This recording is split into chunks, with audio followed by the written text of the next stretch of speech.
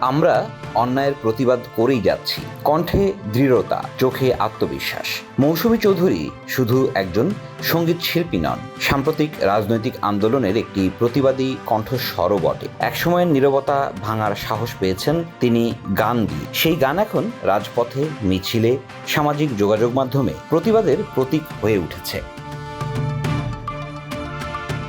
বিগত সরকারের আমলে আমরা কথা বলতে পারিনি, আমাদের কোনো বাক স্বাধীনতা ছিল না, বলছিলেন মৌসুমী। তার মতে, এখন কেউ মুখ চেপে ধরছে না ঠিকই, কিন্তু তাই বলে মানুষ সত্যিকারের স্বাধীন এ কথা বলা যায় না। এই সীমিত স্বাধীনতার মাঝেও তিনি গানকে বেছে নিয়েছেন প্রতিবাদের অস্ত্র হিসেবে।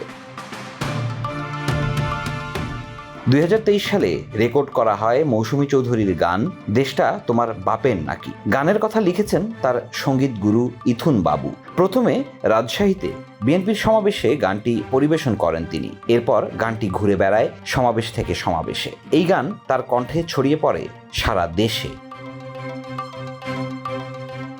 গান গাওয়ার কারণে মৌসুমীকে পড়তে হয়েছে জীবনের ঝুঁকিতে। আমি বিভিন্ন জায়গায় পালিয়ে থেকেছি, জানালেন তিনি। বিশেষ করে 2023 সালের 28 অক্টোবরের পর একটানা পালিয়ে থাকতে হয়েছে তাকে। এমনকি বাসাও পরিবর্তন করতে হয়েছে, হুমকি পেয়েছেন গ্রামের বাড়িতেও।